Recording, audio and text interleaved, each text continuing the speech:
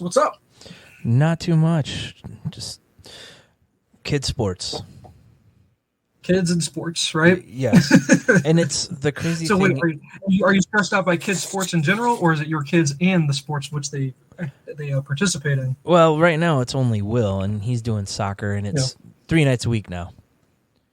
So 3 nights a week. Huh? Yes, it's through Missouri Rush, but it's the rec program. So it's more for them to learn, and then if they're good enough, they'll get pulled up to one of the actual Rush teams. So what they do, they're a club, right? Yeah. So I mean, it's 2 minutes from our house, so that's nice.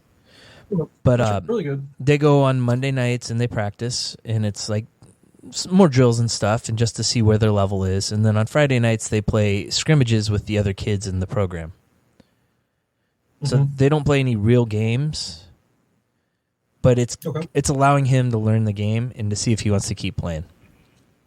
Gotcha. Okay. And then they do. But what grade is he? 5th grade now? 6th grade. 6th grade. So he's his old Kate. Okay, him and Katie are the same age. I always forget how our kids line up. Yeah. So you have my middle kid is the same age as your youngest, and then I think our 2 oldest are right at the same age because they're both freshmen in high school. Yeah. Then you got your middle one that is just in the middle, kind of oddly. Yeah. The other ones. So yeah, I always forget how to line those up. So that's what's so weird. He's just now. Is this his first time ever playing organized soccer? Yeah, he's wanted to in the past, but we've kind of been like, let's just do one sport. If everyone does one activity, that takes up a lot of time as it is. So swimming ended. We said, okay, you can do soccer. Timing just worked out. So. And softball costs a lot more money than swimming or soccer has, so. So, yeah. But, on Thursday night, during the week they have these things called School of Excellence, so you can sign up, and it's more just drills and working on small games and stuff. So he really enjoyed it, and now he's at the point where, like, he wants to commit. He wants to commit to playing soccer. So we'll see how it goes for the rest of the year.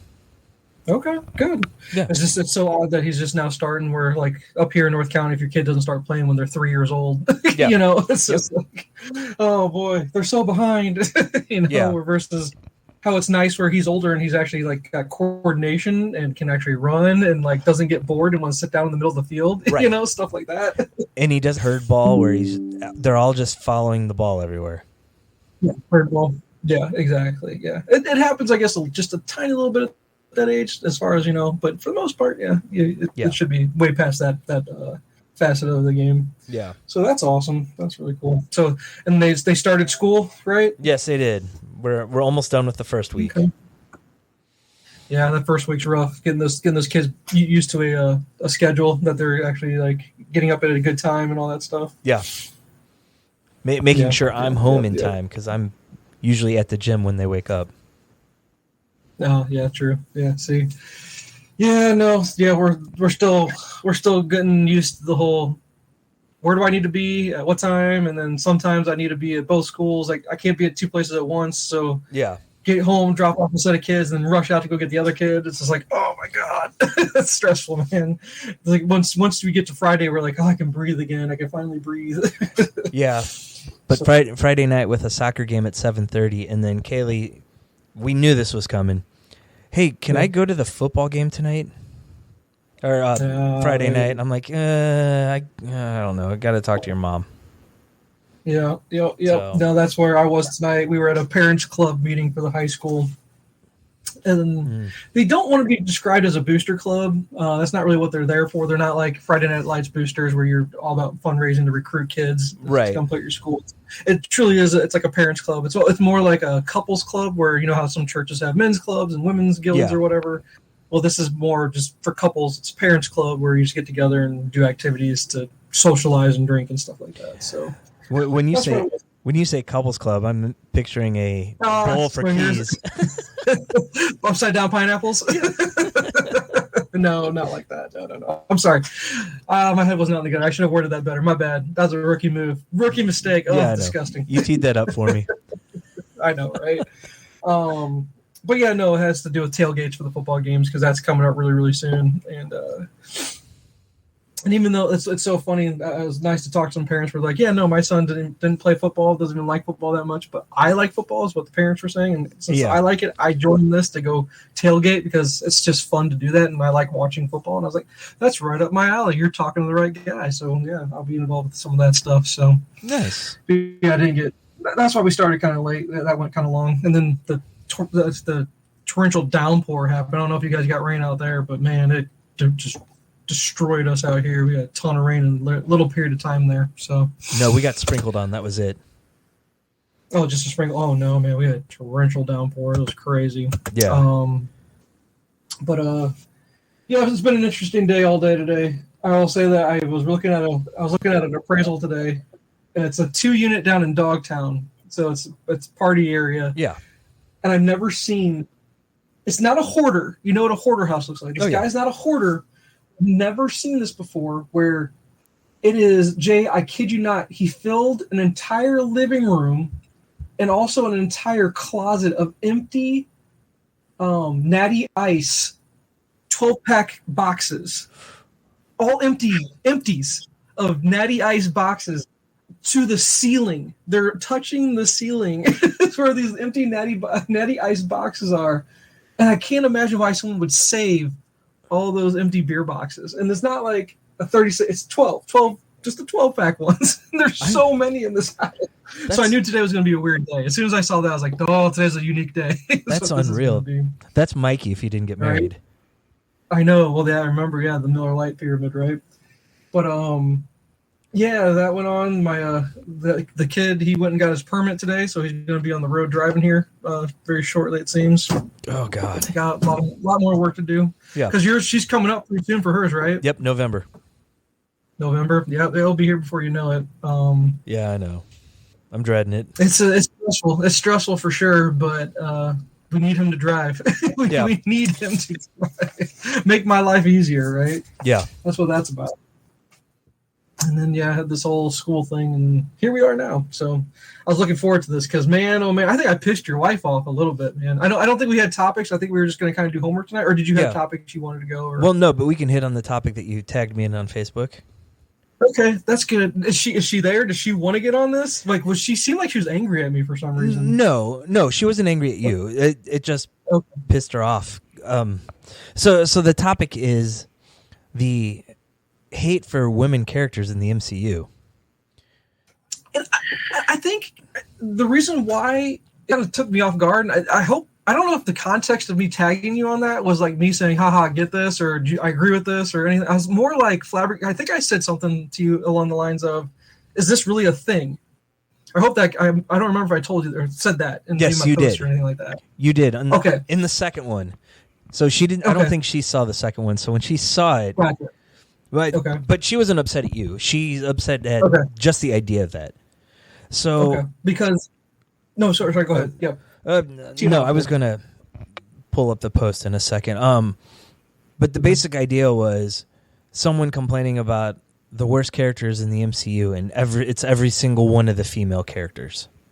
And then the other one was, oh God, let's see if I can pull it up real quick. It was along the same lines.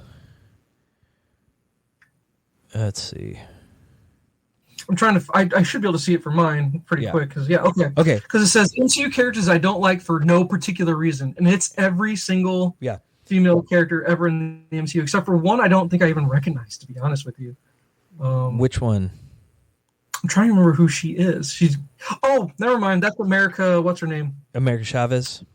Yeah, that's why it's took from Multiverse of Madness. That's now that I look again at the jacket, it's just the bangs were kind of throwing me off. I'm like, who is that chick? I just didn't know who she was. And then, who is the one? Is that Echo on the top row?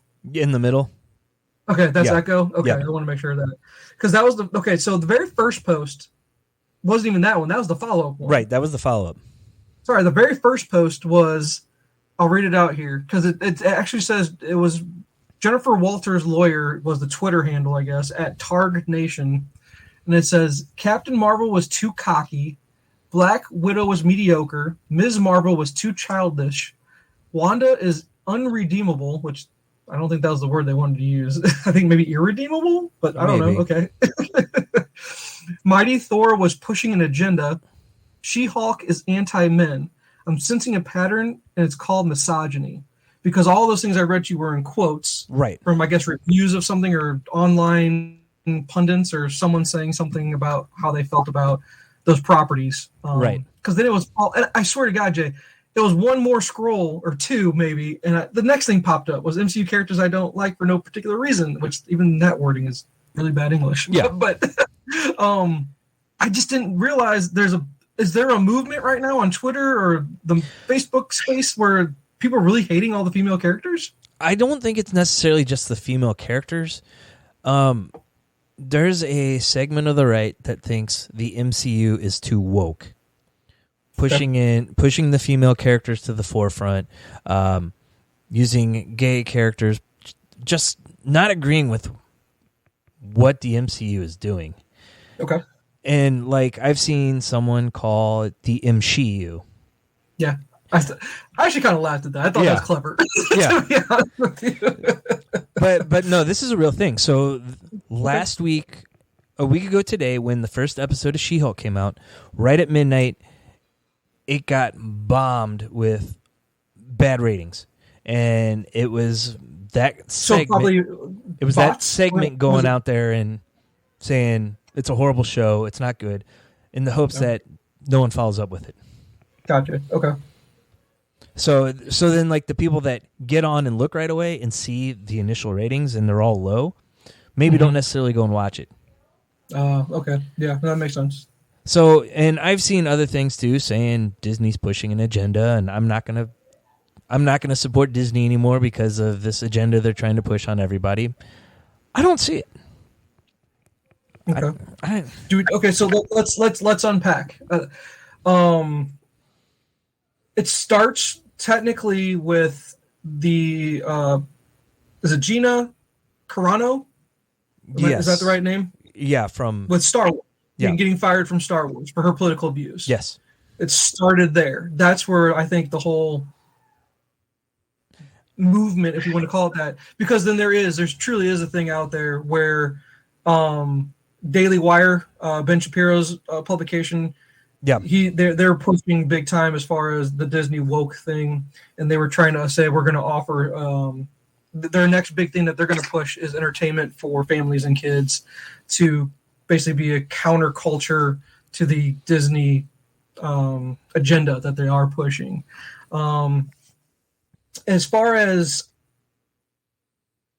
wokeness or pushing things that don't need to be pushed, I don't know if it's so in your face as far as how much the right wants you to think that, but it's definitely not something that they're hiding either. So there is a middle ground where the truth actually lies, I guess, if I could say it that way, where there is a cognizant effort on their part for representation. Yes. Now, whether it's kind of pushing it down your throat, that's subjective to everybody that watches that. That's kind of how I take it, where you definitely see it, but did it really bother you? That's kind of where I'm going with it, where I guess your most recent one where you could say, was there evidence of it? I just said her name, was America Chavez? Yeah. Her parents being lesbians was in the movie for 2 seconds, I think. Right. So whether or not the right is trying to say, hey, they're trying to push an agenda, or is Disney just trying to, have representation, versus the left where you can say, hey, don't say it's not there because it's clearly there. I don't want to say it's a focus, but you can't say it's not a big deal because it is there. It's not like it's not. So, like I said, I'll say it one more time. The truth is in the middle, like it always is. Yeah. It's always this way. Yes. It's always somewhere in the middle where something's actually a pertinent. How am I trying to say this? I don't think there's an agenda, but there is. It's out in the MCU ethos. I'll say it that way. Yeah. And it's funny because no one seemed to care that her parents were that way in the comic books. No. I again, that's just agenda pushing. I think I like the fact that we could talk about it because it's a matter of why can't. why can one not express an opinion of not enjoying a part of the Marvel property without being called misogynistic? That's where I think I was kind of going with it. Yeah. Because here's where I'll go with this. Let's go down each one if that's okay. Let's unpack it that way. Yeah. Captain Marvel was too cocky. I am one of those people that does not enjoy Brie Larson in the role. I don't think she's that great. Yeah. It doesn't mean I didn't enjoy the movie though. But why can one person not say that the way she was portrayed, she wasn't as enjoyable? But you could also, someone could say I didn't like her, but I liked the movie. Right. But I think someone's only going to pinpoint on someone trying to critique her, and why can someone not critique her performance? And sorry. So as far as that one, again, they're following source material here. She's like that in the comic book. Yeah. So if you're going to condemn the movie, condemn it all. Yeah. But you're speaking from an educated standpoint of knowing the source material. That's true. Versus probably 90% of the fans of the MCU only watch the movies. Right. Or is that percentage too high? No, that's probably pretty accurate. Okay.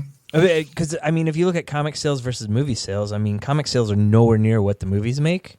Mm-hmm. And typically, I'm willing to guess that if you even break it down further to how many people are actually buying comics versus the sales, there's probably a large percentage that spend more money getting multiple books than someone just going to buy Captain Marvel once a month. Yeah, no, you're right. So, but okay, next one down. Black Widow is mediocre. I don't know how that's misogynistic to say that.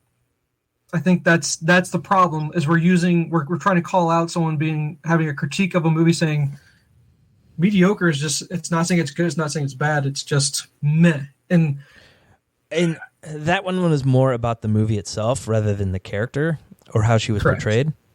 Okay, yep. Because I actually agree with that one. I do too. I don't have any problem with it. I don't find that to be misogynistic at all. Ms. Marvel was too childish. Well, that has nothing to do with that statement right there has nothing to do with sex at all, as far as being a female character or a male character. Ms. Marvel, replace that with Nova. Let's say we do a Nova Corps show and we have Nova in there. He's going to be childish too because guess what? He is a kid. Yes, the most recent version, the Sam Alexander. Yeah. Yeah. Okay, so just based off those first three comments, though, yeah, no one's going through making a list and saying Thor 2 is mediocre. Iron Man was too cocky. Yeah. But those have already been done. These are more recent properties, to be honest with you. Well, yeah. Because people have trashed on that stuff. Okay, but here, Wanda's unredeemable. Again, I think it should say irredeemable, but that's me. No, that's correct, but I don't even think that's correct. I think she's such a complex character, and WandaVision was such an amazing TV show. I think that's dismissive more than anything. That is a dismissive statement. Yes. I don't agree with that one at all. That's a garbage statement. That's very debatable. Yeah. This is the one that confused me the most out of all these. Mighty Thor was pushing an agenda. I need to understand what agenda they were trying to push in this scenario. What do you think they're trying to say here? Well, I think it's partially the gender swapping. People didn't like that. Even it was a huge event in the comics. It was. I guess that's just me and you going back to the comic thing, going that this is why it was cool, because it wasn't though. It's not. It's Thor was still in the book, and Thor was still in this movie too. Right. You know. So I don't. There was a little bit of that reaction too, though, when it happened in the comic. Really, people didn't like the idea that Thor was a woman, but at the same time, you also had a female Loki, and there were a couple other gender swapped characters at the time. Really? Yeah. Oh, was Black Panther at the time? Or maybe Black Panther was? Might have been. Okay. Yeah. So, I didn't get that sense from that movie at all. Did you get a sense of any kind of woke or no? But there was also a small segment that complained about Valkyrie because she's openly bisexual, and people didn't like that either. Huh. And here's the funny part of that: if you could guesstimate how much of the movie focused on that part that you just said, 3 seconds maybe. Yeah. maybe, right? But there are those people that get hung up on it and can't get past it. Wow. It's just that just flabbergasts me because it's such a passive thing, meaning it's so not important to the overall story. Yeah. It has no impact. It has no impact on anything. Yeah. I just don't get that. That's really weird. I didn't get that sense at all of any agenda being met or pushed or anything like that, but with that movie, other than the fact it just wasn't that great of a movie. I mean, that's my only critique of it, to be honest with you. And then this last one, She-Hulk is anti-men. So I don't know. Where'd you come up with that one, too? I don't get that at all. So where he's talking about having to control your anger, and she's like, I'm a female. Yeah. I'm always scared. I'm always on edge. Yeah. I think that's a valid statement, and I think that there are men out there that don't understand that. I agree with you. I agree with you 1,000% on that one, but shouldn't the person making this critique of misogyny go to the writers and say, I understand you're trying to make men understand a woman's viewpoint, but shouldn't you be saying, isn't the whole point of She-Hulk saying, I'm not that, I'm not afraid, I am strong, I'm powerful, all that stuff? Well, that's also based off the first episode when she first changes into it. So maybe that is the overlying message of the whole show. Yeah. We haven't gotten to that yet, though. But do you think it's anti-men at all? I don't think that's anti-men at all. No, but I mean, if you're not secure enough to understand how women work and you hear they're scared all the time, we're like, well, that's stupid. Why? But isn't that sexist to say all women are scared all the time? Maybe it's a generalization. There you go. Thank you. There you go. It's a generalization, and maybe that's what. Maybe you could take an issue with that. Yeah. But I don't think I could say anything in that first episode, which sucks. Did you watch it yet? I think it came out today. I didn't take away anything, meaning that this was anti-men. No, I didn't either. I don't. So out of all those comments, I think maybe one is kind of one I really do, or two. Sorry, I agree. Well, no, okay, I'll go through it again. Captain Marvel, I kind of agree. I don't say she was too cocky. I just don't enjoy her portrayal of the character. Yeah. I just don't enjoy. But I'm not a huge Captain Marvel fan anyway. But it doesn't bother me. Black Widow was mediocre. The character's not mediocre. She's amazing. I think she does an amazing job at it. The movie, if we're talking about the movie, movie was super mediocre. Because she has not been mediocre in any of the other stuff she's been in. Ms. Marvel was too childish. Well, she was super childish in the show, but that's the point. She's a teenager. Yeah.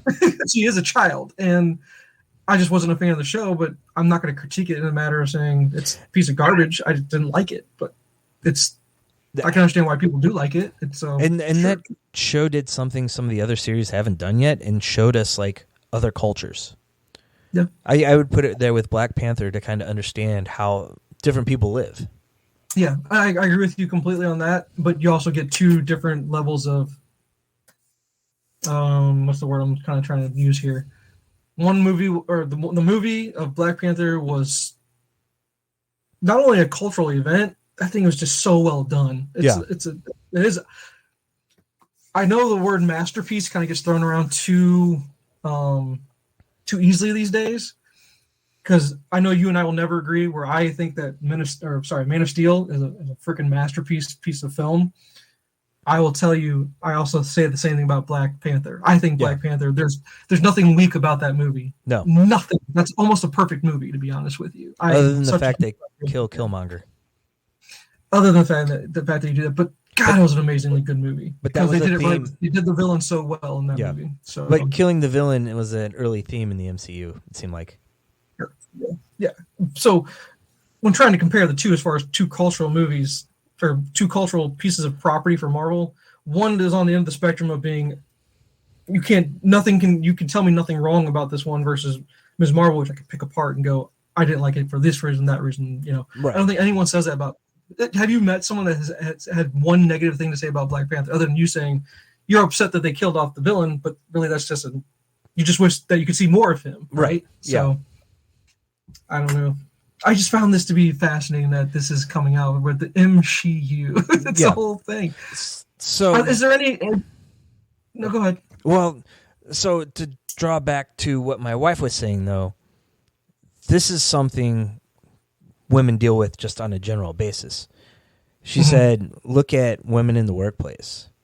There's still a huge pay discrepancy between a man and a woman doing the same job. And in fact, she had a higher ranking job than me at one point at the same company, and I was getting paid more. So there's that. Was there any other factor? Were you guys there at the same amount? Were you there the same amount of time? Like the seniority have anything to do with it? Yeah. Okay. I mean, pretty much the same amount of time. Actually, I had been gone for a couple years and came back. So I know which place you're talking about. That's the only way you get a raise at that place was to leave and come back. Yeah. But the other example would be I don't know if you watched the documentary on the U.S. women's national soccer team about them trying to get equal. Is that on Netflix? It was on HBO Max. I don't know if it's still there. I don't know if they've cut it yet. Well, because they're dumping all their property. Yeah, you're right. But the men were getting paid like 3 times as much as the women, but the women were drawing like 5 times as much money.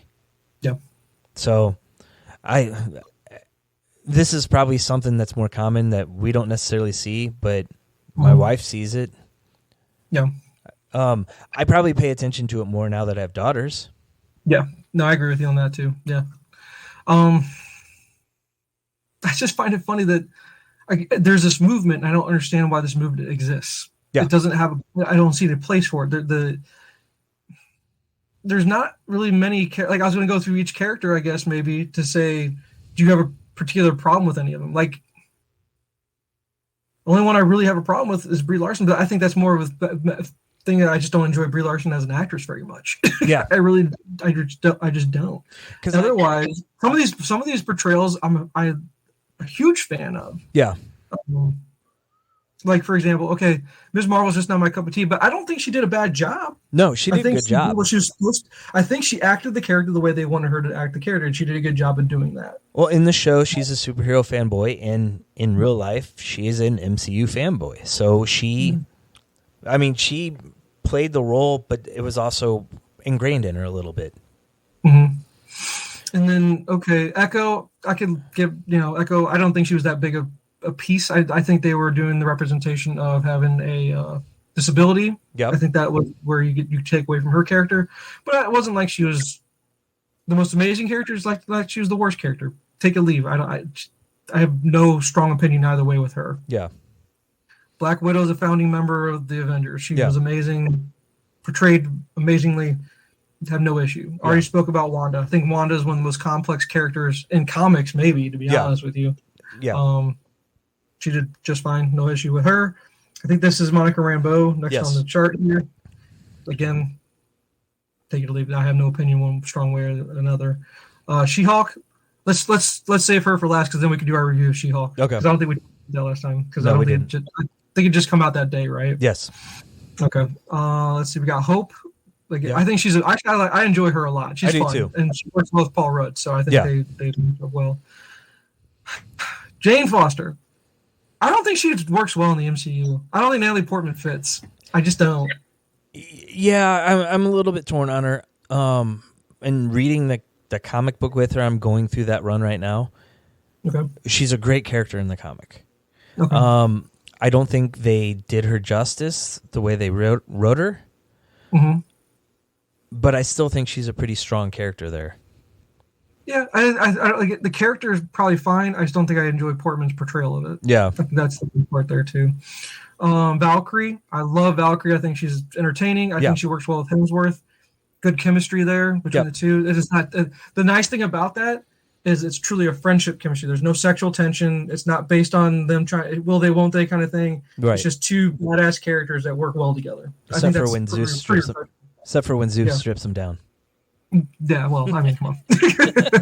I mean, we are both very straight men, and even you got to admit, the guy's he looks great. Yeah. He must work out.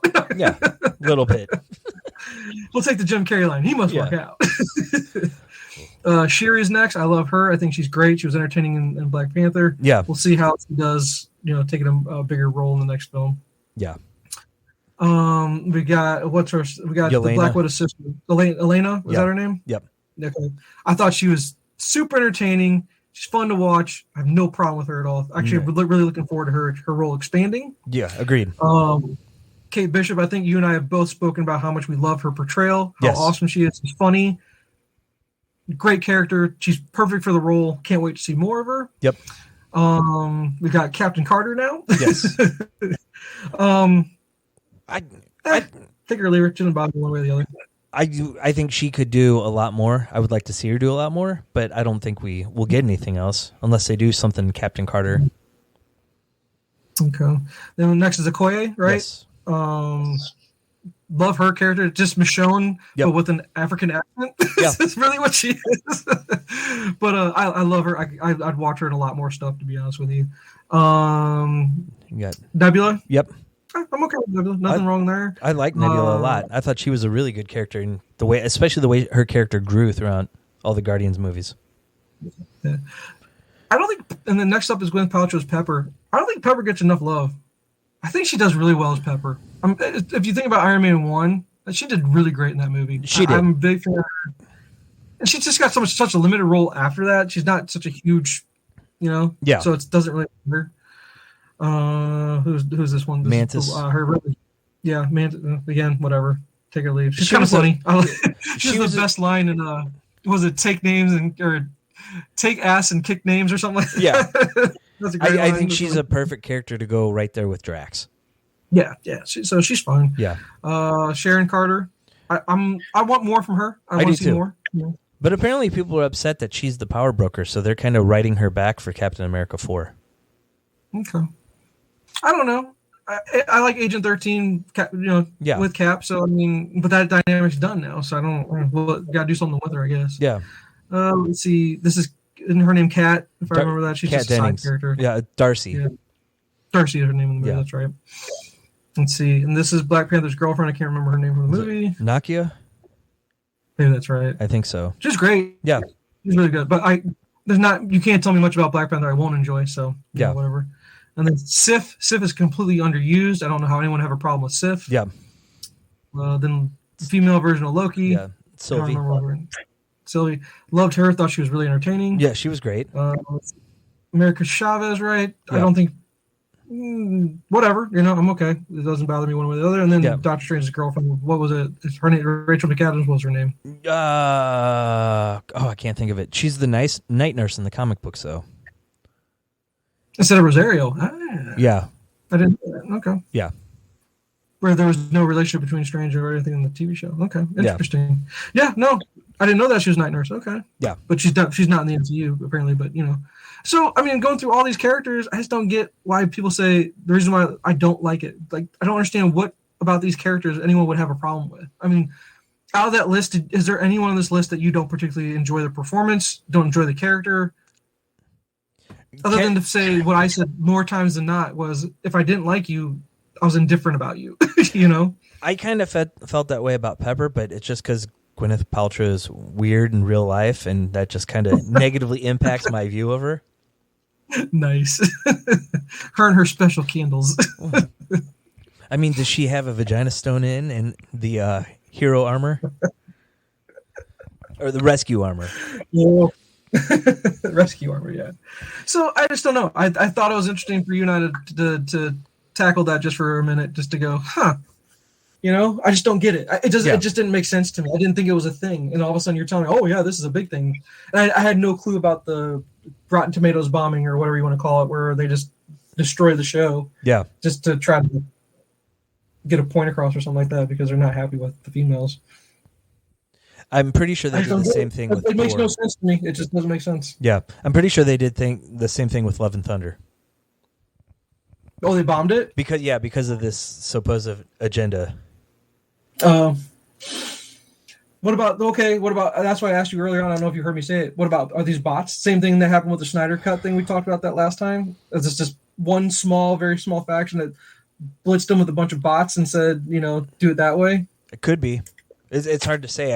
The links people will go to get their agenda out there.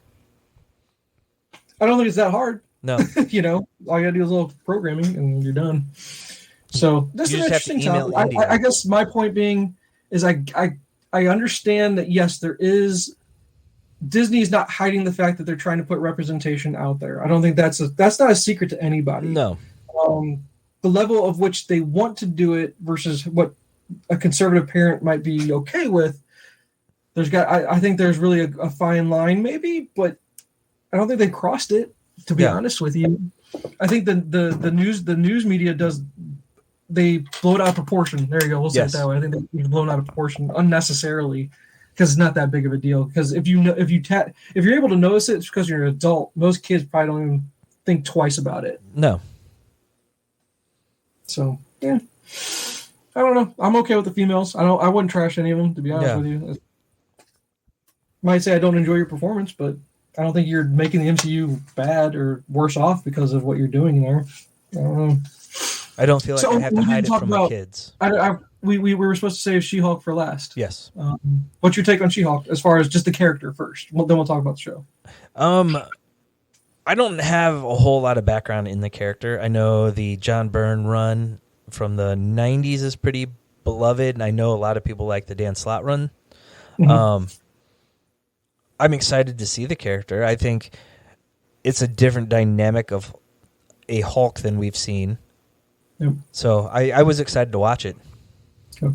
And then I meant just more from do you think there's an agenda do you see an agenda from that show or anything like that? No.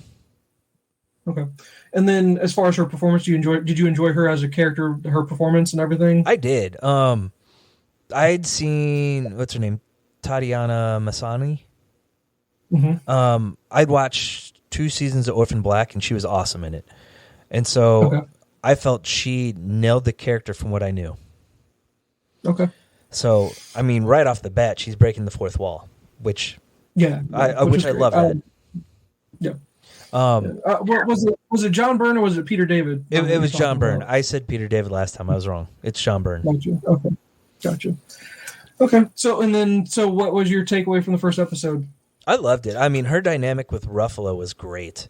I don't know exactly if it's the same way in the comic, but I know that until fairly recently, she kept her intelligence when she would change. She didn't get over muscular like Hulk does. And she would be in court as She-Hulk at times. Mm-hmm. So I think they nailed the little I know of the character. And it was a lot of fun. I laughed. I'm in for the series. Okay. I liked it as well. I did. I liked it was a pretty good intro episode, which I kind of find that to be funny because of how much Star Wars and Marvel TV shows feel like a slow burn to me most times, where I'm the one that tells you I hate it, I don't like it, I don't know if I'm gonna be able to make it through this whole thing. Yeah. Except for Hawkeye. I don't think I did that with Hawkeye, did I? No. Well, here's the thing. That wasn't supposed to be the first episode. Oh, the one we just watched with She-Hulk was not supposed to be the first episode? No, they were going to do the origin story like the 8th episode, towards the end of the series. They were just going to jump into it and then gradually go back and show you how she got that way. But gotcha. I don't remember if it was test audiences or what, but they decided to change it at the last minute to do the origin right at the beginning. Okay. And I think maybe that's why I enjoyed it a little more, because I got to know her personality better that way, I guess. I'm on board. I liked it. What's so funny is we're talking about misogyny. We're talking about how there's people out there trying to hit Disney up with an agenda, with pushing, the female character or whatever. And what's so funny about it is the one female in my house that watched it, which was my wife, she couldn't stand it. She hated it. She did not like it at all. I think most of it had to do with the fact that some of it was a little bit corny, she said at times. And then the other thing is she has such an eye for graphic art where I think the special effects kind of threw her off a little bit, and she didn't like the special effects a lot. So there were a lot of complaints about the early trailers on it, but they've worked pretty much the whole time up until release to get it to where it's at. I didn't have a problem with it though, with that. I didn't either, but I don't have the same eye that she does for this kind of stuff. But she catches it and she's just like, something's not. She's like, with as far as PlayStation games have come and animation has come and all this stuff. She's like, you could see all of it, but wait till they move their mouths. Whenever they move their mouths, something's still just a little off. They can't perfect that. There's some reason they can't perfect that part of it. And I was like, oh, great. Yeah, maybe you're seeing something I don't. But I'm gonna watch it tomorrow and notice now. Yeah, and it's just one of those things where she nitpicks. I think sometimes I'm like, that's a nitpick, really, more than a critique. And she goes, no, yeah, okay, fine, because I'm like, I was laughing. I thought it was lighthearted. There's parts that I laughed out loud. I thought she was a likable character, especially when she broke the fourth wall. She's super likable. Yeah. So I'm on board, and I was happy that I didn't dislike the first episode of something for the first time. I was happy about that, and I told her, and she goes. Well, then she came to me today. She's like, no, it was last night. Sorry, it was last night because she was asking if we were gonna sit down and watch something. And she goes, "Did that episode of that She-Hullk come out yet?" And I was like, "No, it's Thursdays now, I guess." It's coming up. And she goes, "Is Daredevil showing up?" And I was like, "Yeah, he's supposed." She's like, "'Cause I thought I saw something online where he's coming." And I was like, "So you're back on board?" She's like, "I'll watch it when he's on." She likes herself. She likes Daredevil a lot with me. She knows how much I think my affection and love for the character and also the show is very infectious to her. Yeah. I think she enjoys it because of how much I like it, kind of thing. Yeah. But maybe she thinks he's cute as well. I don't know. But she wants to at least see that his parts in there, which I'm like, now don't get me wrong. I don't think he has a huge role in the show, but at least we get to see him once, at least minimum once, I think. And from what I've heard, he's a little more lighthearted in this than he has been in his show. Well, I don't think he was ever lighthearted in his show. but it wasn't what they were going for. Right. So. And his character fluctuates, though. It does. And I think it fluctuates a lot. And it depends on what book he's in. So if he was in a She-Hulk book, he'd be a lot more lighthearted than he is in his own book. Yeah. But even in his own book is what I'm talking about. Yeah. It depends on the writer and what story you're trying to get across. And who he's around. But what they do a lot with him is the same thing they do with Peter, as far as if you're reading a Spider-Man book. Anytime you see in a book where either one of those characters are kind of going to be happy about something in their personal life, it ain't going to last very long. Oh, yeah. They'll just destroy it. Yep. Something bad's about to happen. Yep. It happens every time. Because otherwise there's no drama, right? So. Yep. Yeah. But no, I'm glad. I'm on board with you, man. I think I'm going to be... 6 episodes, right? No, I think this one is more. I want to say 9. Okay. Okay. Well, isn't that what Ms. Marvel had? I think Ms. Marvel had 6. That was all she... It felt a lot longer than... Yeah, Ms. Marvel had 6. She-Hulk has... 9. Huh. Okay. Only thing that gives me pause or apprehension about the show was, I don't know if you've seen these things online as well, about the fact that the writers have said that they don't know how to write law drama or like law scenes in the courtroom scenes. Have you seen any of that? No. Oh, you didn't see it? Okay, yeah, no. I've been seeing that pop up where some of the writers saying, yeah, we discovered we weren't very good at writing,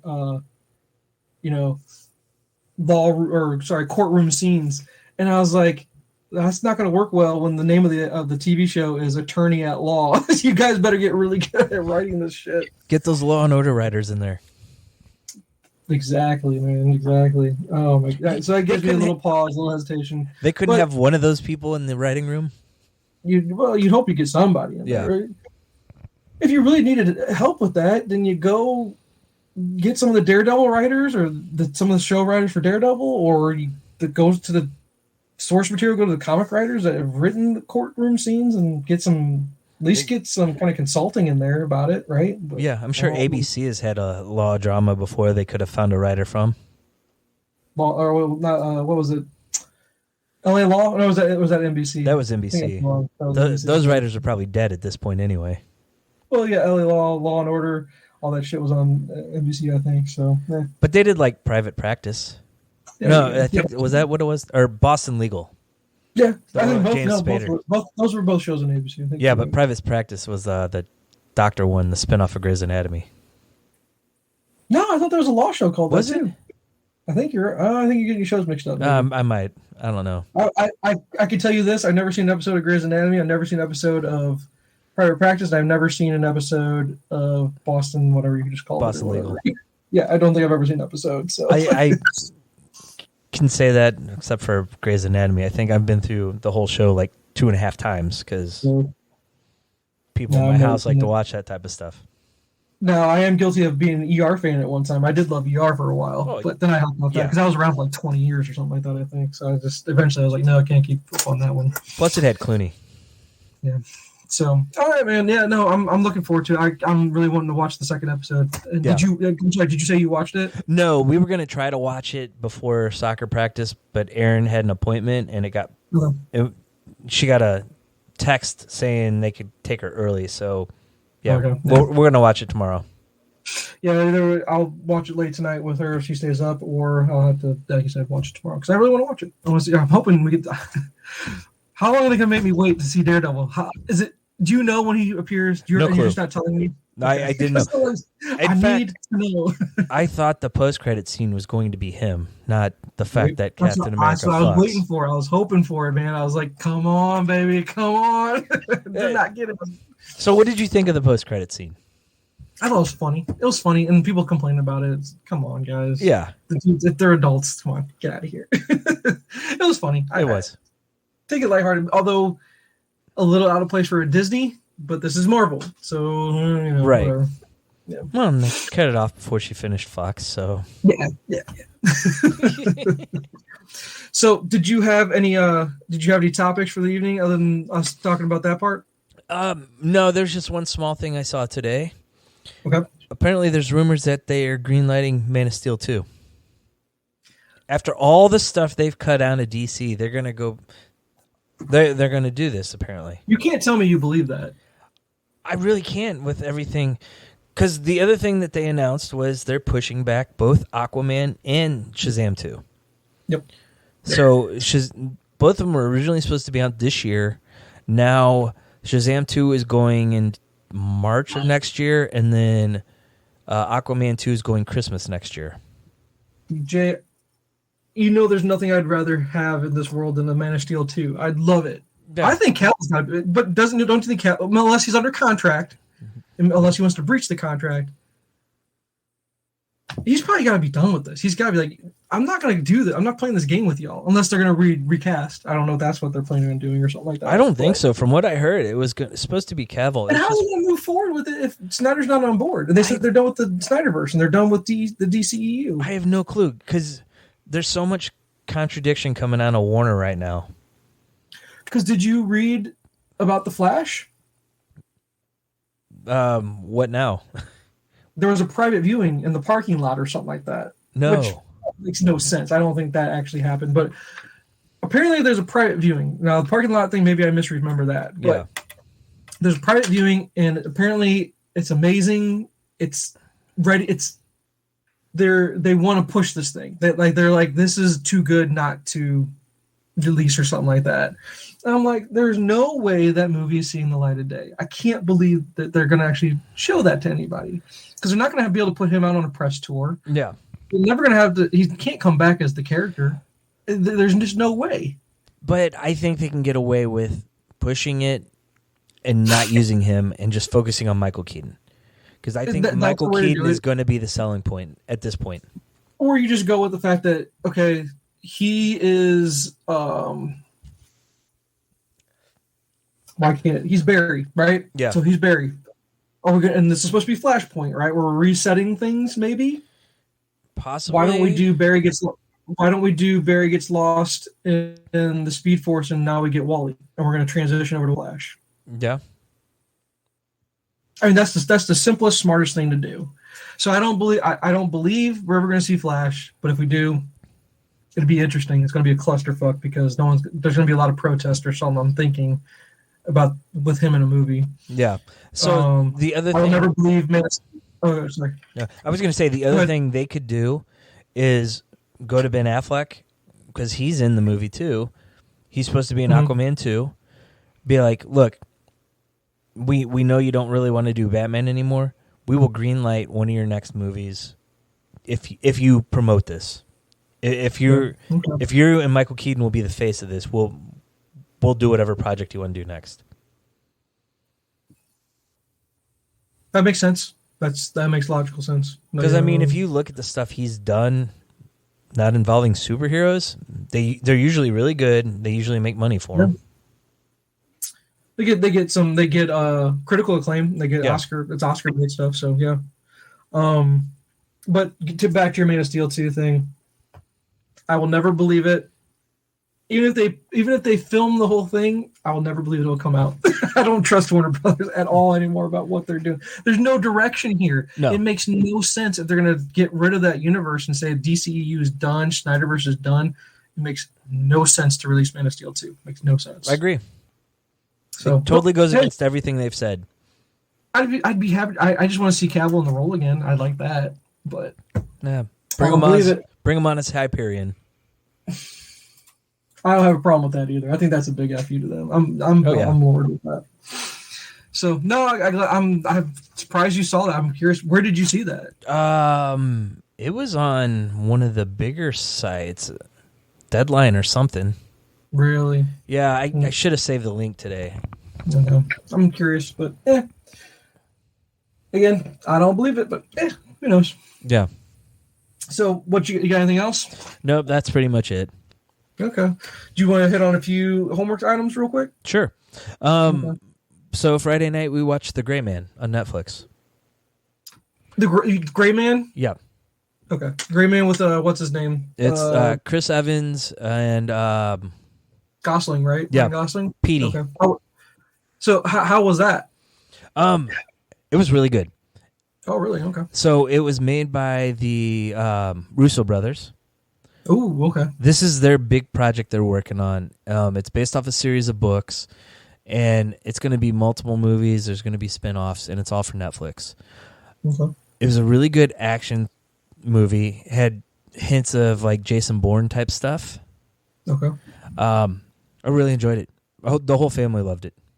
Okay. Is the book series? How long is the book series? I don't know. I picked up the first book. I was hopefully going to read it before we saw it, but I wanted to see it that bad, so okay.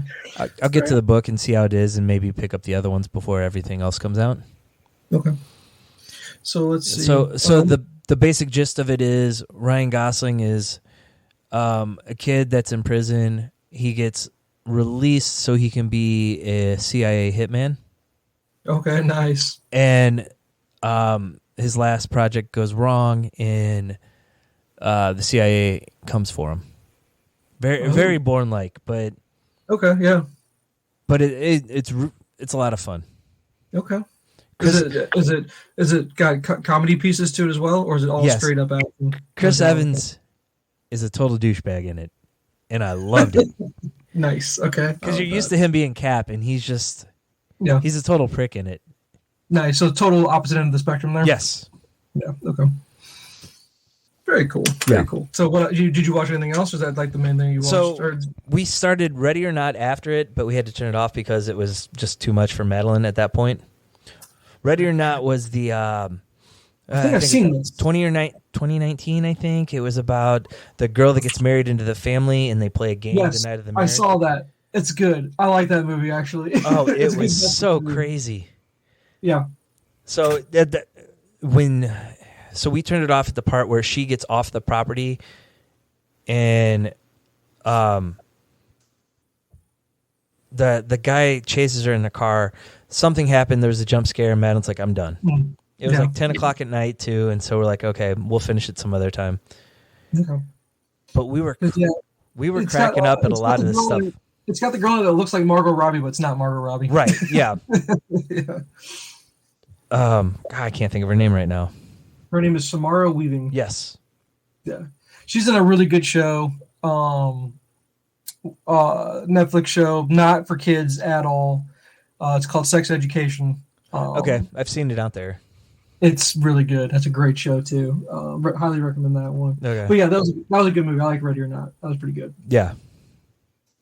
So then we watched a few weeks ago 12 Years a Slave. Oh, I told you about that one, didn't I? Yeah. That was so good, wasn't it? It Heartbreaking was. Too. Yes. Will quit watching it halfway through. He's like, "This is so sad. I cannot watch this anymore." Yeah, I agree with him. I agree. It's very sad. It is. Very, very, very depressing movie. Yeah, but man, I'll never be able to say this guy's name. Ejiofor or whatever. Yeah. For whatever, how you pronounce it. Yeah. I don't think he won Best Actor that year, did he? But man, I don't think so, but he should have. I'm thinking maybe he should. Yeah, I know, right? He was amazing in that movie. Everybody was amazing in that, because Michael Fassbender was the jerk owner. Oh, he was evil. He was. Evil guy. Yeah. But, man, it was just such a powerful movie. Yeah. Yeah, it was. Very, very... one of those ones where you go, where was I when this thing came out? What was I thinking not watching this thing right away? I had young kids, and we didn't see those type of movies back then. Yeah. Yeah, and then when you try to have your kids watch it, nope, can't watch, too depressing. Yeah. Madeline watched the whole thing. She really enjoyed it for what it was. I mean, for the content of it. Yeah. Those are really our kid movies, man. That's hard. If they can sit through that and get something out of it, it's awesome. Otherwise, I understand, because those are hard to decipher for a kid. I'm trying to get what are you trying to get out of this kind of thing, but yeah. I was the same way though, watching movies when I was growing up.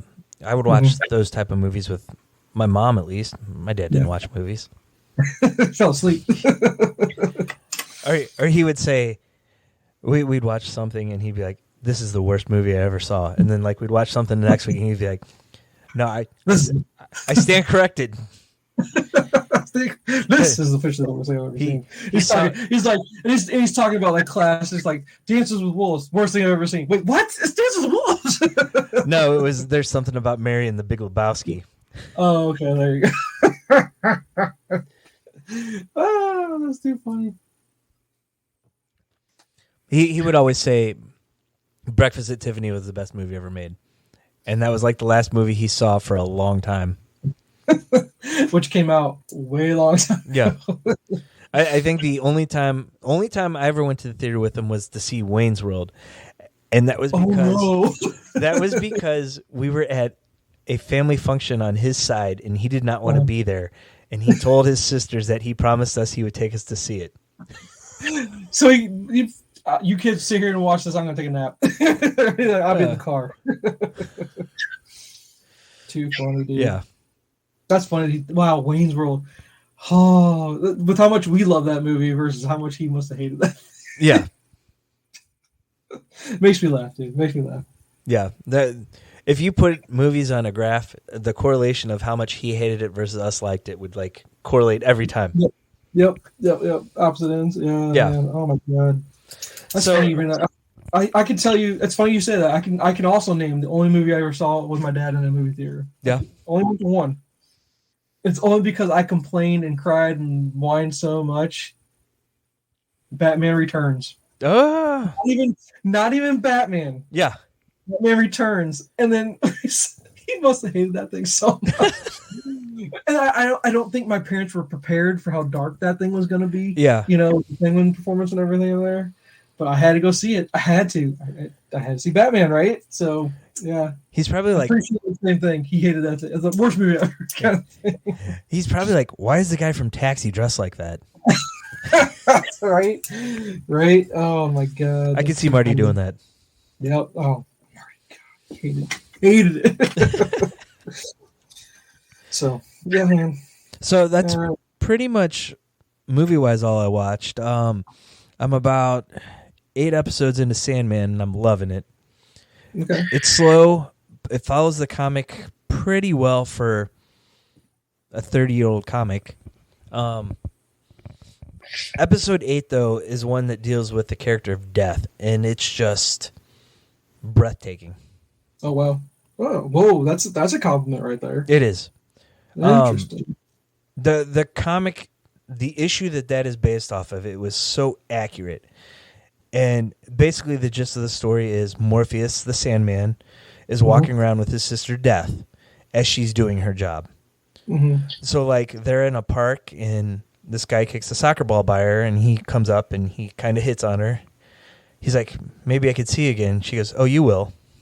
Oh, nice. And so they go, and, like, they go to an old Jewish guy who's playing a violin, and he recognizes her, and he's like, can I do one thing? And she goes, as long as it's quick. And so he says a prayer, and he's like, okay, I'm ready. And so then they go to a crib, and there's a baby crying. And she looks in, and she touches the baby, and the baby starts crying, and they walk out of the room. And you're just like, oh, God. And it's impactful, just the whole story. And then at the very end of the episode, they go back to the park, and the soccer ball goes flying by them, and the guy runs to go get it, and you hear a car crash. And the guy walks over, and she starts talking to him. And then it pans, and you see the guy laying in the street. Oh, my God. Makes me want to watch it, though. It does. Well, but will I be able to make it through? I don't know, man. I don't know if I'll be able to make it through. It's slow. Aaron's watched the first episode, and she's like, I'm done. She tapped out. Yeah. And that's been a lot of people. Either you absolutely love it, or you just tap out and you say, nope, can't do it. Yeah. That's what I've been hearing. So if you try it, you can't get through it, just jump up to the episode with death. Okay. Gotcha. So that's a good. I appreciate that. All right. Yeah. So that's pretty much it. I'm gonna get back into watching stuff next week. Okay. Yeah, I've been watching stuff here and there, but for the most part, to be honest with you, I'm listening to a lot of podcasts right now. So not having a lot of time for watching stuff, but we haven't talked about homework in a while, so I've been able to pile some stuff up. But we've hit on a few things, I think. Yeah. Did you watch Prey? The Predator movie on Hulu? I want to. Not yet. It's okay. It's different. I like the fact that it's different, and I like what the internet's doing with it right now, saying give me the Predator in different different time periods. I thought that's kind of a cool concept, so it's cool. I'm okay with that. Yeah. It wasn't the best movie. The fact that it came out on Hulu, it made a lot of sense because it definitely wasn't a theater-worthy movie, in my opinion. Yeah, but I was listening to Fat Man Beyond, and they talked about it, and they said, well, if a movie like Top Gun can make $1 billion, this probably could have made quite a bit. I don't know. It wasn't that. Like I said, it's okay. It's not great. So who knows? Maybe they liked it a lot more than I did, kind of thing. Yeah, I think so. Are you a big Predator person to begin with? I love the first one. Yeah.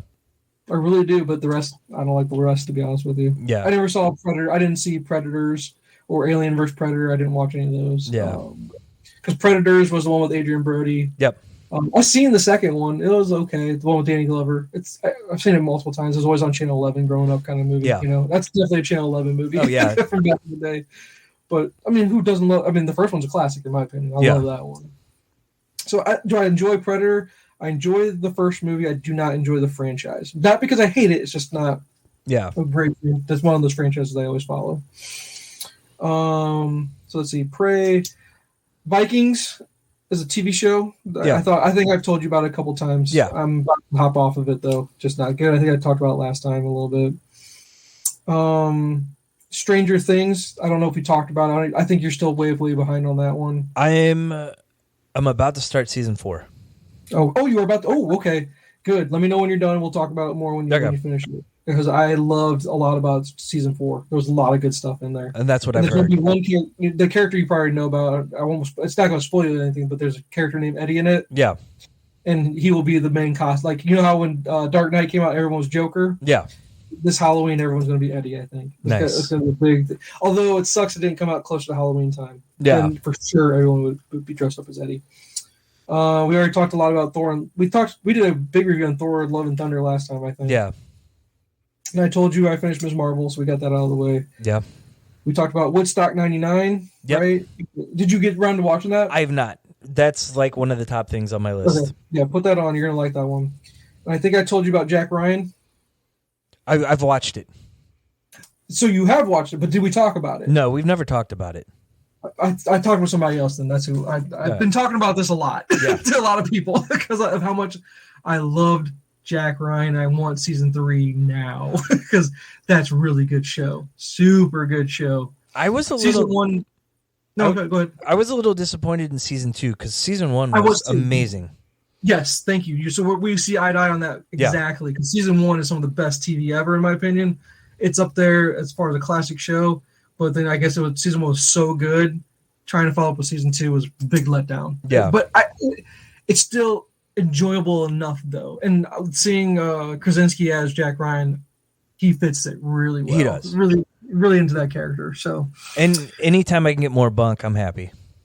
That's my boy, dude. Yeah, you're the one who calls him Bunk too. I was trying to describe the show to somebody. And I was like, "Has my boy Bunk in it?" Like, who the hell is Bunk? I was like, "How do you not know who Bunk is, dude?" every time we talked about it and I talked about his character, I'd call him that. And Aaron's like, "Who are you talking about?" His name's Bunk, and that's all you need to know is his name. Bunk. It's Greer. I think his name is Greer in the show. Yeah, it's Bunk to me, man. Because Jack Ryan got me onto a Tom Clancy kick, so then I kicked on over to Without Remorse. That was the Michael B. Jordan movie on Amazon. Yeah, I hadn't seen that, but that's something that I'd take notice of. And background movie at the most. Okay. Not nothing. Punisher-esque, if I may. Okay. That's all I'll give. And if I say that really gives away a lot of it, to be honest with you. I'm not spoiling it by any means, but Punisher-esque, we'll go with that. It's reason enough to watch it. All right, I watched this, and I don't know if it's on your radar at all, but Day Shift is on Netflix. I want to see it. I heard it's fun for what it is. For what it is. Don't give it too much credence. Don't take it too seriously. It's not bad. It's a good Netflix. Perfect on Netflix. Don't ever put that in the movie theater. But on Netflix, perfect Netflix. Okay. Movie. Is there nudity or very much scary stuff? I think one scene maybe jump, and I can't remember any nudity at all. Okay. It has my boy. It's got Snoop Dogg in it, so it's awesome already. Okay. But yeah, it was for what it was. Yeah, it was pretty good.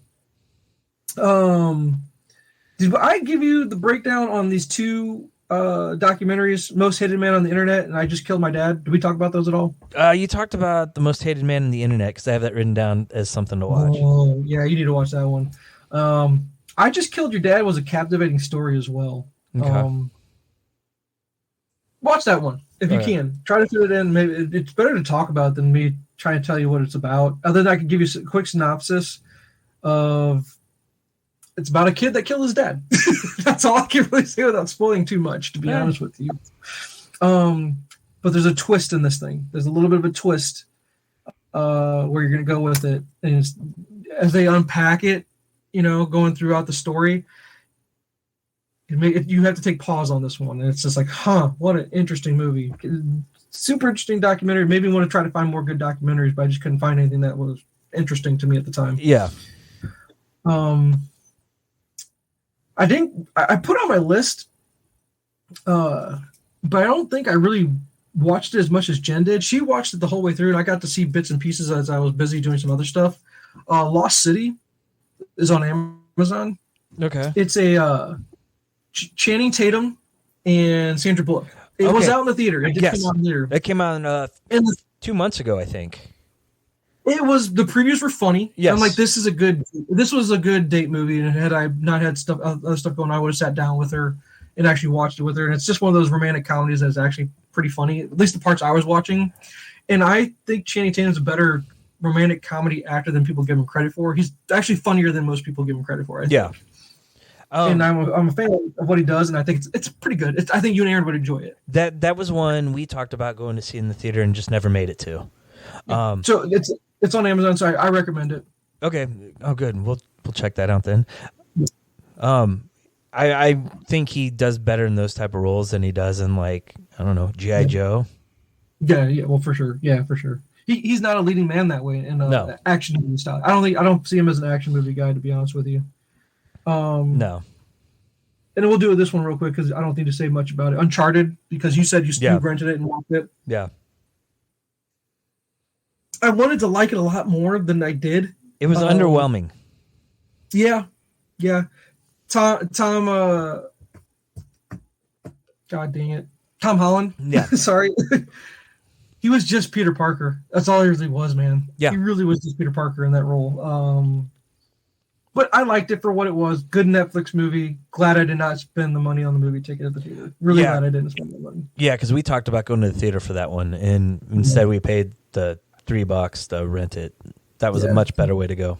And did I ever tell you I ended up finishing Pig with the Nick Cage movie? No. I need Finally to watch got through that one. It was okay. Yeah. If you have time, background movie at the most. It's Nick Cage is really good in it though. I thought he was pretty darn good. I'm gonna save one for last because this is the one I really need you to put towards the top of your list. But I'm back on board with The Boys. Yeah. I'm still in season 2. Okay. I'm at a point now where Homelander and Stormfront, thank you, are a couple now. Yep. and the show gets better and better. I'm liking this show again. It lost me for a little bit, and now I'm back on board, baby. And it's good. It's good. Just wait till season 3. I know. I can't wait because I heard how messed up it is, and I can't wait because, man, the Homelander is just a man-child that has temper tantrums. That dude has temper tantrums is what it is. And could you picture anybody but Anthony Starr playing him at this point? Not now, I can't. The dude does an amazing job with that character. He does a really good job. Wait till you see the last scene of season 2. It was actually supposed to be in season 1. They cut it. Really? And then they're like, well, we got it. Let's throw it in. Ooh, okay, I can't wait. Yeah, I'm trying to work my way through that. But it's one of the shows where I don't want to have it on in the background. I kind of want to pay attention pretty closely to that one. Yeah, I can't wait to get more in that one. It's getting better again. Yeah. And Jen and I started this one last night because we didn't want to start. She kind of wanted to watch Westworld, and I jumped off Westworld. I'm not a fan of it right now. And then we didn't want to start House of Dragon, which did you guys watch that yet? We did watch the first one. It was okay. Okay, I was waiting for more to come out. I want to binge that one more than I just want to watch it week to week. Yeah. So instead, we landed on Better Call Saul. Okay. We hopped on board, dude. Have you watched it? I've seen some of the first season. I want to wait till it's all done so I can just binge the whole thing like I did Breaking Bad. It's done though, I think, right? Is it done now? Yeah, but I don't know if it's out yet on streaming anywhere. Well, it's 7 seasons though, right? I believe. Yeah, something like that. Dude, Better Call Saul is so good. I know. It's so good. It's so good. Bob Odenkirk is good in anything. I get the hype. And I'm like, this Vince Gilligan guy knows how to write TV. Yes. Oh, it's so good. I'm enjoying it. He's the way I tried to describe it to Jen when we were kind of discussing it a little bit before going to bed last night was he's a character that's a villain that you root for, that has goodness in him, but circumstances make it to where he can't be reach the potential that he has inside him to be a good person. Yeah. Everything that he tries to do, he has to fall back into, I got to be a bad person. And you're rooting for him to be good, and he just can't. He can't do it. Yeah. It breaks my heart. I'm loving it so far. We binged through like 4 episodes last night. It's so good. All right. That's on the radar. Yeah, it's good. It's really, really good. This is the one I usually give you homework like this just for my if I had to watch it, you got to watch it too. This is one of those. For your sadistic amusement. All right, you ready for this one? It's okay. You know of it. You've heard the name of it. Okay. And I'll be surprised if you watched it, but I think at some point maybe you even said, yeah, I kind of think I want to watch that too. Licorice Pizza. Yes. I want to see it. Okay. Because it's up your alley with being weird, right? Yep. And it's by, what's his name? The director. Magnolia director. Paul Thomas Anderson. Yep. PTA. Yep. Okay, sorry, I had to let my brain catch up for a second. PTA is hit or miss for me because I love Boogie Nights so much that gets masterpiece tag on for me. I think that movie's a masterpiece. I really do. But I've never seen Magnolia because of how much I heard most people hated it. But I don't know. Are you on board with that too? Do you hate Magnolia? Or is that worth? I need to go back and do homework. I liked it. It was probably a little bit too long, and it's not something I'd ever go watch again. But I really enjoyed watching it when I did. Okay. I'm going to bring up more. Paul, I'm going to bring up his filmography real quick. I was just about to do that. Didn't he do Punch Drunk Love too with Adam Sandler? He did. I've never seen that all the way through. That was a really good movie. Okay. I don't know his work. Here's what's so funny. I don't know his work enough to say I don't like him, but I've always thought I guess maybe I didn't like him because maybe Kevin Smith told me I shouldn't like him because I'm a Magnolia fan, whatever. Yeah. But he's also said he shouldn't have said that because he makes good movies too. So. Okay. Oh God, because a lot out here. There's a lot here, but I don't know which are his really versus what. Well, maybe he. I don't know because I mean, if you look, there's like a bajillion music videos. Yeah. Well, and here's the funny thing. Yeah, Punch Drunk Love is one of them. Yeah. I've never heard of Inherent Vice. There's a movie called The Dirk Diggler Story, which I guess was a short. Maybe that's his student film he did at one point, and then he did Boogie Nights after that. Yes, but I've never seen The Master. But The Master has Philip Seymour Hoffman in it, if I remember correctly. So I definitely want to give that a shot. Yes. And then Phantom Thread. The Master. I don't know. Hold on, I'm pulling up the Master real quick. Isn't that his like take on? No, I was completely wrong. I thought it was about Scientology, but it's not. No, okay. Phantom Thread was just one of those where I don't think I can get through something like that. That's too Oscar baity for me, I think. But it has Daniel Day-Lewis, and he's one of the best ever, right? So maybe I should give it a shot. Which one? Phantom Thread. Never. I never saw it. Okay. Magnolia. The only thing that bothers me about Magnolia is I don't know enough about it, except for the fact that Tom Cruise plays like a weird evangelist or something like that, right? All right. He's like a self-help guy. Okay, and that's going to bother me a lot, especially with Tom Cruise being in the role. That's going to be a little over the top for me, I think, and make me not want to watch it. Yeah, but they kind of show that the persona on stage is not like the persona in real life. Okay.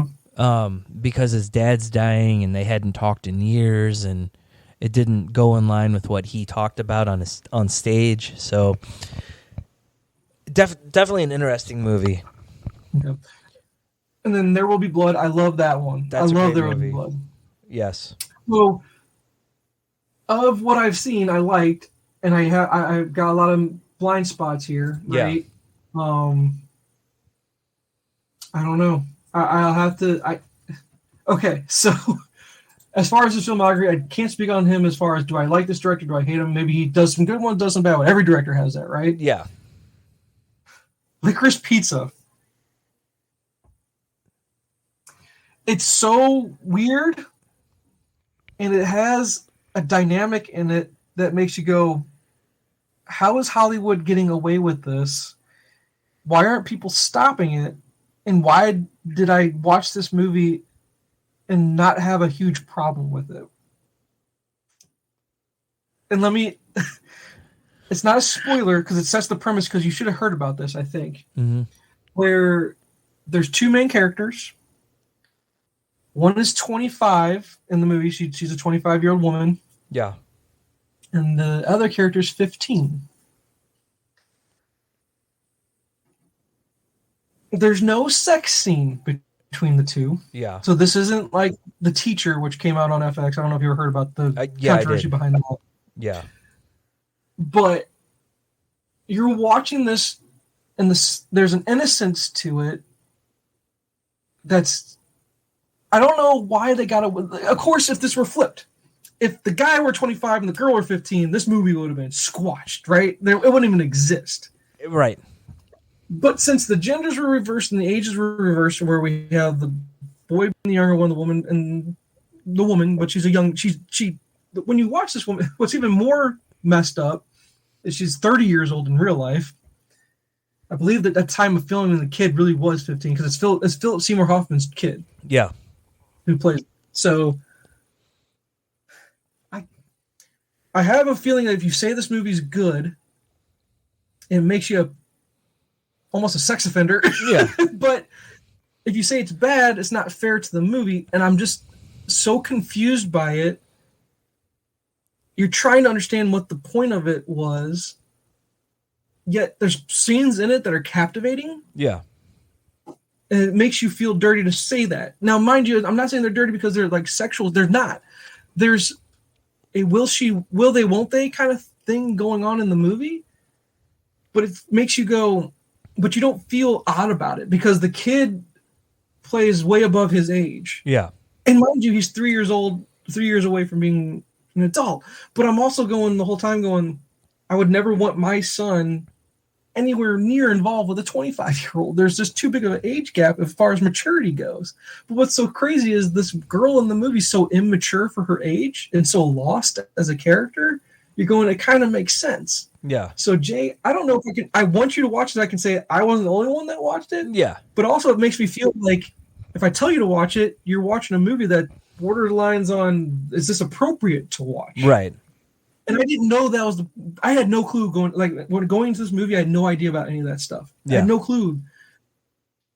It's kind of a have you ever heard of it's called a May-June relationship. I've heard of that before because I've heard of it being used with the play Harold and Maude. Have you ever heard of Harold and Maude? Yes.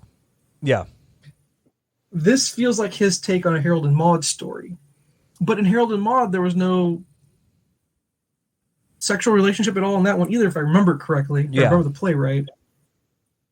So I don't know if I can tell you to watch. I want you to watch it so I don't feel so gross about it. Yeah. But then again, there's so much innocence in this movie that there's nothing that happens in this movie that pushes boundaries. Right. If I can say it that way. So if I said it enough in a confusing manner that you go, I don't even know what he's talking about. I feel like that. I feel as though I'm saying it that way. Yeah. No, it's still one that's on my radar. Okay. So it's definitely a movie. Since I had to watch it, I'm going to make you watch it. So I can't be alone in this thing, man. So it makes me think of two things. The relationship between Kate Hudson and the kid in Almost Famous. There you go. I'm so glad you brought that up. That's very fitting. Okay, but there wasn't as big an age gap there, though. No, I don't think there was. Okay. But then when I was on the TMA fan page, it seemed like weekly there was a thread that someone started with a news article about a female teacher sleeping with a male student. Yes. Yeah. And it's so funny because we're like, oh, we never had teachers like that in high school. No. But then if it was the other way around, it would be a huge issue. Absolutely. And like I said, this movie would never be made. It would it'd be child pornography. But then again, I talked with Jen about it a little bit because I was like, there's no way you'd ever watch this movie. And I go, but there was one movie, Lolita, remember? Yes. Because that's a book or something. I know that's a whole... It's a book, and it was a Kubrick movie. Yeah. And so I'm like, it gives me pause and goes, what is going on in Hollywood where these stories or these movies are kind of a thing? And I'm like, that's not okay. I'm not okay with that. I don't like that. Right. But I think they toe the line. There's a thin red line on this. And they get right on that line. They toe it, and they don't ever cross it to get away with it, I guess. But yeah. So Lolita the original movie was made in 1962. Okay. It was Jeremy Irons in that, or is that a remake? The remake had Jeremy Irons. That was a remake. Okay. Yeah. Okay, never mind. So I'm trying to see when the book came out. Because I think the book is older than that, and looks like it's Russian. Vladimir Nabokov. Okay. Well, it says publication date 1989, but I don't know if I had a big controversy about that because isn't Lolita where the line is crossed in that? Yes. See, that's just gross. I don't know how that's filmed. How's that art? How's that film? That's not. I thought it was older than this, but it's actually from 1955. That's just messed up, dude. Yeah. So, and I want to tell you again, Licorice Pizza does not cross that line at all. It really doesn't. Yeah. But it's a taboo. It's very taboo. Maybe that's the best way for me to do it. It's taboo. But is it taboo to the point of offensive, or is it child pornography or anything like that? No, it's not. It's definitely not that. But man, it makes me go, Paul Thomas Anderson, what are you trying to do?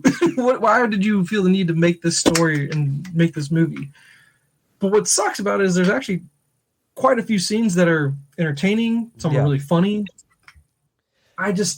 Movies like this are the ones that you think about, you watch, and you go, I think I need to see a director. Like, what sucks about streaming, and someone brought this up on a Reddit thread, or it was on a podcast. It was actually on a podcast, sorry. Where when we've lost physical media now, we don't have the DVD or Blu-rays anymore. Yeah. We've now lost the director's commentary. Yeah. Which, I don't know how big you were into those. Movies that make... I would usually there are a lot of movies I watch the movie and then I'd go back and watch it again with the commentary. Because it sparked you a certain way, it hit you a certain way. You wanted to understand the director's. Yep. What am I supposed to be seeing here? I want to understand this. I want a deeper connection with this movie somehow. I don't want a deeper connection with this movie. Yeah. But I do want to understand it. I want to try to understand it. And maybe I shouldn't, and that's why I feel bad. Is like maybe I shouldn't want to understand this movie, but it's so confusing about what they're trying to establish here, what they're trying to accomplish, and it was freaking nominated, dude. Was a Best Picture nomination. Yeah, which makes me pause. Really, to be honest with you. I mean, a lot of his movies have cryptic messages to them that you don't necessarily know. I would say that's how Magnolia was. That's how Punch Drunk Love was. Okay. So I mean, it fits with what he does. You also got to remember too, his second feature he directed was Boogie Nights. Yeah. So, I mean, he's not against touching those taboo topics. Yeah. No, you're not wrong. You're not wrong. Because, well, hell, even Roller Girl in that movie was too young, I think, if I remember correctly. Yeah. So, yeah, no, you're right. He doesn't mind towing that line. Yeah. Wow. Yeah, I don't know. So, it has critical... Okay, here, I'm looking at it right now. 7.2 on IMDb, 91% on Rotten Tomatoes. Unknown actors as the leads, but Bradley Cooper's in it. Yep. You want to know who Bradley Cooper? Do you know who he plays? No. He plays John Peters. The movie director? Does that name ring a bell? The movie producer. He's the movie. He's John Peters in this movie, dude. Bradley Cooper's hilarious in it. It's really funny. It's super funny, dude. The grizzly bear guy from Kevin Smith's Superman movie. Right? Yeah. Oh my god. So, yeah. No.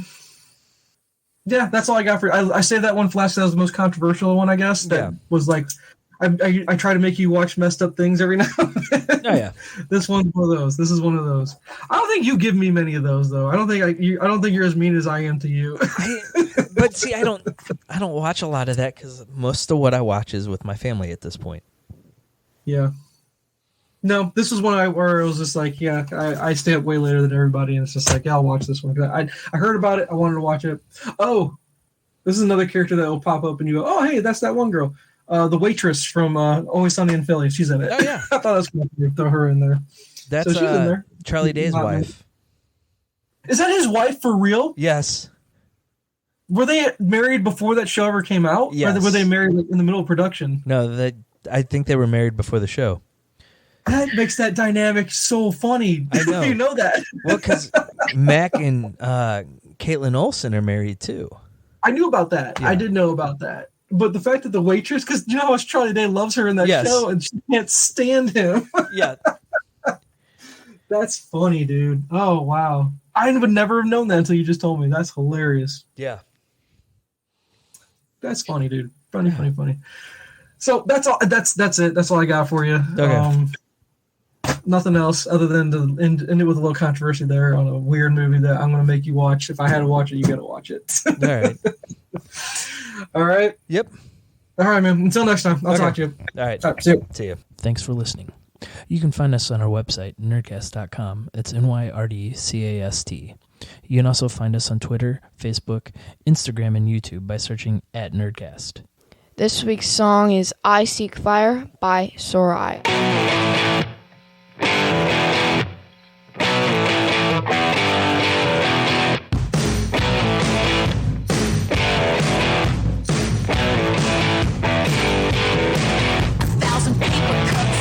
Down the road, feeling and fighting. I stay hard to describe it, too tough to fight it. Know what I want and all I want is you. I've been so lonely since you've been gone. Obsessed with mess, the stage is set. I lead you on, you play the card. Know what I want and all I want is